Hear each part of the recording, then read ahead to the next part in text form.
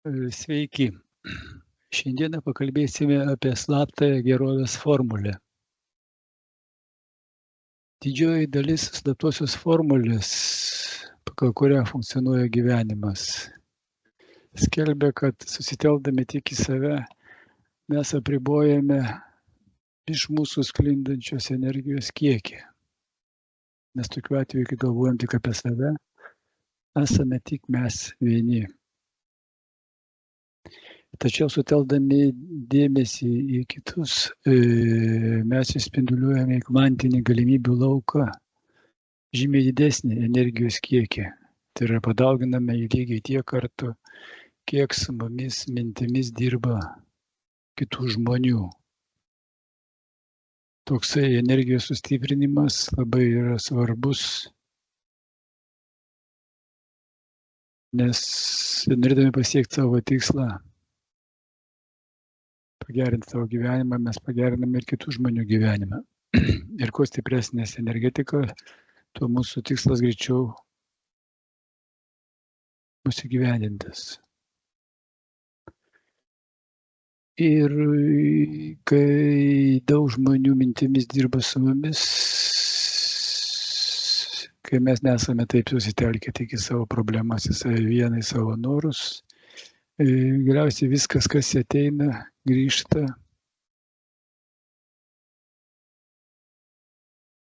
kas išeina iš mūsų, pasidaugina ir grįžta pas mus didesniu energijos kiekiu.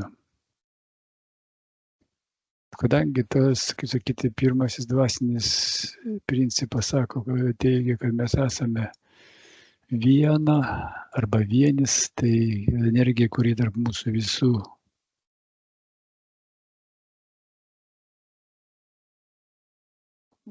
pulsuoja, kurią mes naudojamės, mūsų varomoji jėga.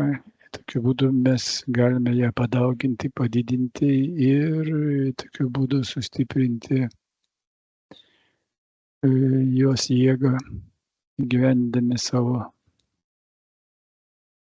naują gyvenimą, naujus norus.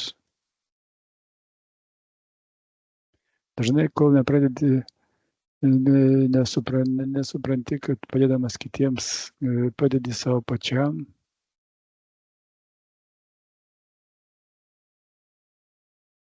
Tai svarbus toks dalykas yra, nes kol nepagydai dalies savęs, kurie yra visi kiti, ir gali visiškai išsigydyti pat save. O tokia metafora. Kol to nesupratau, ir aš nepasiryžau mylėti visus nuoširdžiai, nes ir išgyjimas man sunkiai sekėsi, nes kol dalis manęs nemylima, kaip aš galiu būti mylimas visapusiškai. Kitaip sakant, grįžtu prie to, kad kol aš to nesupratau ir nepradėjau dirbti, kad padėčiau kitiems. Padėti savo pačiam negalėjau, nes kol nepagydama dalis manęs, kaip aš galiu visiškai išgyti. Taigi, tokia mintis yra svarbi, kurią reikia įsisąmoninti. Tam, kad kuri nors mūsų dalis įgytų visumą, reikia pripažinti tą vienį ir tada mūsų dalis susilieja su ta visuma ir cirkuliuojanti energetika tarp mūsų visų padeda įgyvendinti mūsų norus, naują realybę kurti. Kodėl tie veiksmai ir mintis, jausmai tokie galingi, kurie gali kurti mūsų naują gyvenimą? Dėl to, kad jų vibracijos yra 500 ar 540 ciklų. Tokia jūs yra meilės charakteristika.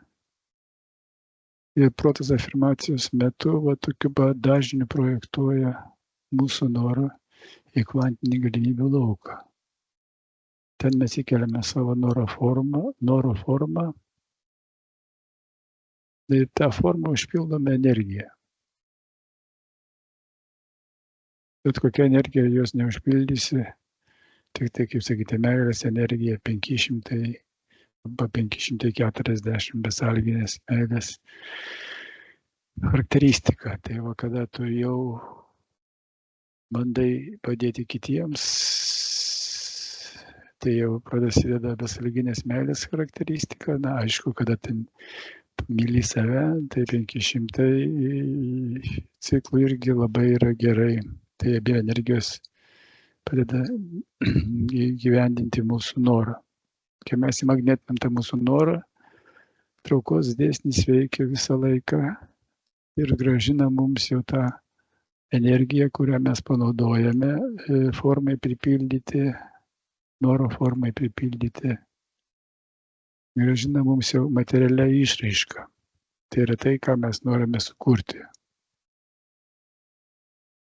Ir tas energijas, kurias mes skleidžiame kiekvieną akimirką, jos kvantinio lauko bangas paverčia dalelėmis ir dalelės paverčia į formą.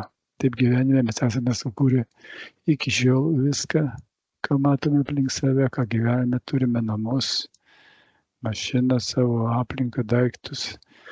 Tokiu pačiu būdu mes darėm tai nesąmoningai, o sąmoningai darant gali kurti tai, kas tau dabar reikalinga mintimis. Mūsų užduotis yra pakeisti savo skleidžiamos energijos kokybę į aukštesnę. Maksimaliai priartėti prie tos vienybės jausmo, harmonijos būsenos. Ir tokiu būdu tą sukauptą energiją nukreipti į savo tikslo realizaciją. Užtikrinti kuo didesnį tos energijos kiekį. Kvantinio beformio lauko bangos pagal mūsų nusiųstą prašymą virsta, kaip sakiau, kvantinėmis dalelėmis. O kvantinės dalelės, nes kvantinės dalelės kvantiniam lauke turi tą unikalią savybę virsti iš bangos į daleles tuo metu, kai mes afirmuojame ir stebime procesą. Meditacijos metu įsivaizduojame, kaip mūsų norą jau mes gavome, tik puikiai dėl to jaučiamės, tai sukelia mums aukštas emocijas ir taip paleidžiamas antrasis dėsnis jausk. Pirmasis jau dėsnis buvo įsivaizduok. Taigi, įžanga tokia. Toliau galėsite skaityti Patreone.